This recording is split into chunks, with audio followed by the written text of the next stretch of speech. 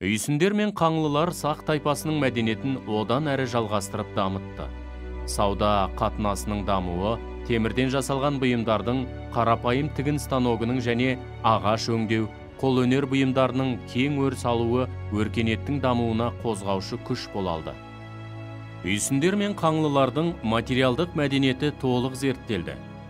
Жетісу мен Сырдария қалаларындағы қазба жұмыстары ерте көшпелілердің мәдениеті, керамиканың негізгі типтері, еңбек құралдары мен қару-жарақтары жайлы мағлұмат алуға мүмкіндік берді. Ерте көшпелілердің негізгі баспанасы киіз үй болған. Кейбіреулері күймелі үйлерде де тұрған. Күймелі арбаны түйеге немесе өгізге жеккен. Қаңлыларда шаруашылық пен қолөнер жақсы дамыған.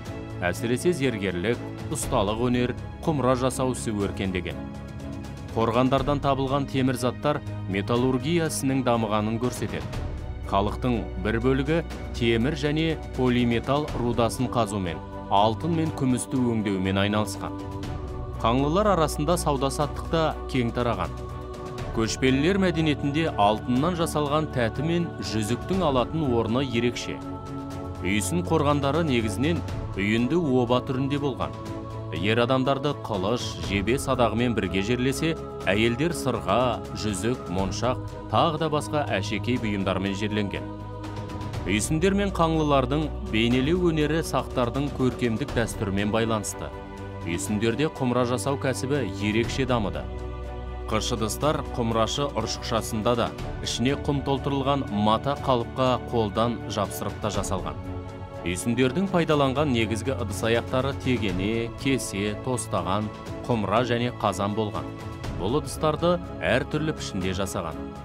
Ежелгі үйсіндер темір, мыс және қоладан еңбек құралдарын, қару-жарақ түрлерін, сәндік бұйымдарын жасаған. Тоқма, жібі иіру, тері илеу, асыл тастар мен бағалы металл, сүйек өңдеу ісі де дамыған. Сырдария өңірі мен орталық Қазақстандағы қорғандар маңынан ер және әйел адамдардың мүсіндері табылды. Ескерткіштерде ежелгі заманның идеологиялық көріністері, яғни қаңлылардың табиғи құбылыстарға ерекше мән беріп, күнге, аруақтарға табынуы айқын бейнеленген.